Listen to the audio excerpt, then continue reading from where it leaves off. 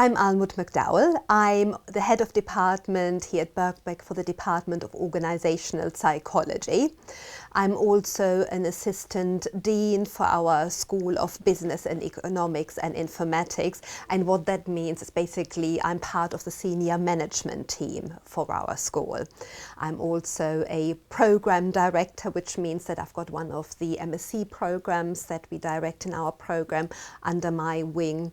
And I also still do quite a bit of face-to-face teaching delivery. So I convene modules, I supervise BSc students and MSc students. I've got 3 full-time doctoral candidates working with me at the moment.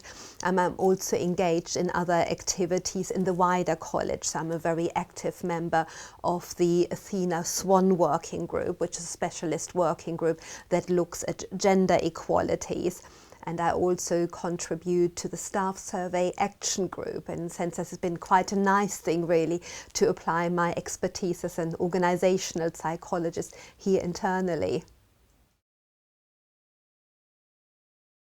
Gender equality really means having equal opportunities for everybody based on merit and based on contribution, which are not linked to gender, and also being proactive rather than shutting our eyes, that there might be stumbling blocks, particularly for women, which is an extremely pertinent subject in academia, because if you look at gender progression rates for female academics, so the likelihood, for instance, of somebody progressing from a junior role into a professorial role, which is kind of, the highest rank that we've got, actually the statistics are against us. They've been getting worse and not better. And that's a really, really concerning thing to see, because in a world we've kind of got 50% men and 50% women, we do want an academic body of knowledge and research and people who do these things that reflect society and that aren't unlike society. It's exactly the same thing in my own field of psychology. When you look at any undergraduate degree in psychology, you usually find that about 80% of undergraduates are women. Now, when you look at senior positions in psychology, the gender balance reverses. So what's happening, what is going on here? That is something that I think we cannot ignore. I don't think we can just hope that things will kind of get better of their own accord. I think we need to actively tackle these challenges to make sure that both genders have equal opportunities. And really, to me, that's what equal opportunities is all about. It is important because we need, any work, any employment situation, any work role, and the people that fulfill them should reflect society as it is. And it is very concerning. For instance, look at the NHS. If you look at a body of nurses in any hospital, you will probably see that ethnic minorities and women are overrepresented.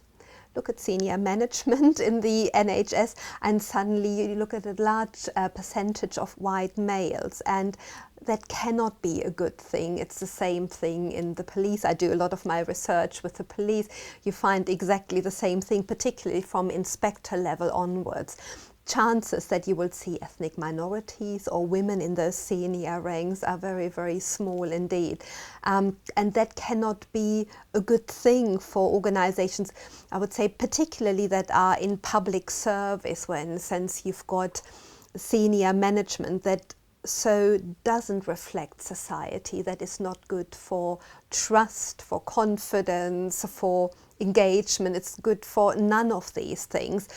Plus, I think we should also be honest and say, actually, I think there is something unique and special that both genders can contribute to the world of work, because I don't think that we are completely equal and that we don't go about things in the same way. And I think women have a lot to offer, because I've had the chance to work with some really wonderful senior women, and actually there is really good research that backs that up from organizational psychology and leadership studies, that women tend to be on average, the broad generalization, I'm sure there will be exceptions, tend to have a much more transformative approach to leadership.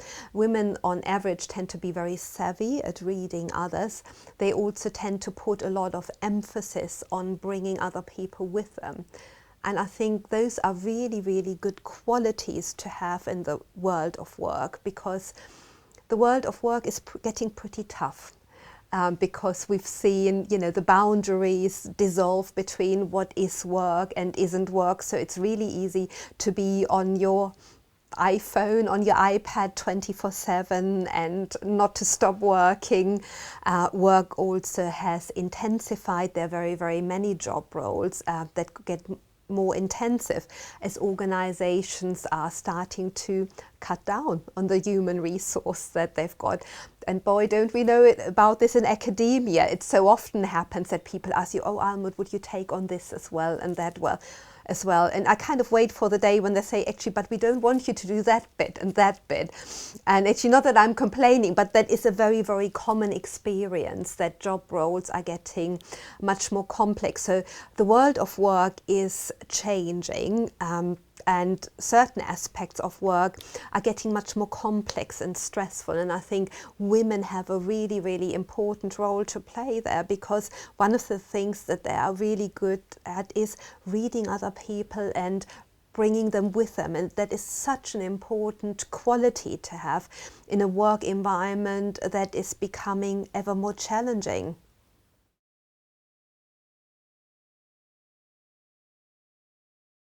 So the challenges for a direct workforce, there are quite a few of them. Now, one of them is intrinsic to an academic progression path and the way that we measure whether or not somebody is a good academic.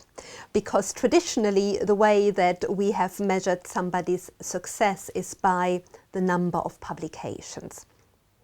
Now, if you have a baby break and you take some time out, invariably you're going to have some gaps on your CV. Now, universities and also HAFKI and the authorities that oversee relevant research excellence frameworks and so on and so forth have put measures into place so that now you can self-disclose why you might have had a break, rather than a break just appearing. You can now explain, actually it was because I was ill or I had a child and so on and so forth. So that in itself is a good thing, but if you look at the evidence on progression rates, it hasn't quite filtered through. So we need to really make sure that, particularly for women who've had some breaks or who might be working part-time, or indeed men who are working part-time, that we are judging people on merit rather than, in a sense, by parameters that might not fit everybody. So that is a really, really big challenge. Now, of course, the parameters as I'm speaking are changing.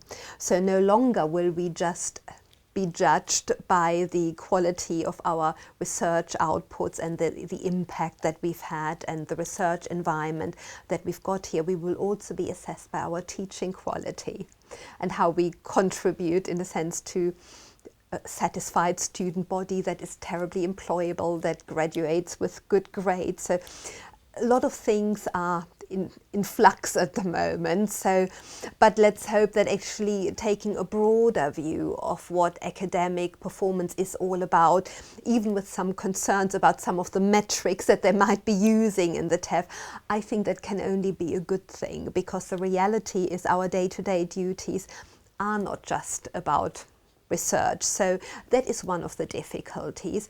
The other difficulty is quite simply a geographical one. We are in inner city London, which is the most expensive place to live here in the UK. So it's phenomenally difficult for somebody to come to Birkbeck as an early career researcher if they haven't had, being totally blunt and honest, a bit of a head start from somewhere. Because, rents in inner city London are sky high. And then what do? do you live, you know, an hour and a half, 2 hours outside London, which some of my colleagues do, and then commute in. Now, such a long commute, in a sense, yes, you might argue it's people's choice to do that. Well, if you can't afford to live here in London, you have no choice. But if you've got such a long commute, in a sense, that is a diversity challenge, because I don't know if you've ever commuted long distance. When I worked out in Surrey, I only had kind of an hour and a half each way, but it does take it out of you, and actually it saps your energy. It also saps your visibility. You see, that's another, I think, hidden diversity challenge which people don't often see. Now, I think here at Birkbeck we were fairly good about that, but I remember one of the academic institutions that I worked at some time ago. If you didn't go to the pub on a Friday evening and partake in the round buyings and so on and so forth, you would have no idea what was really going on in the department. Now, I had a small infant at the time. My firstborn was not even one year old.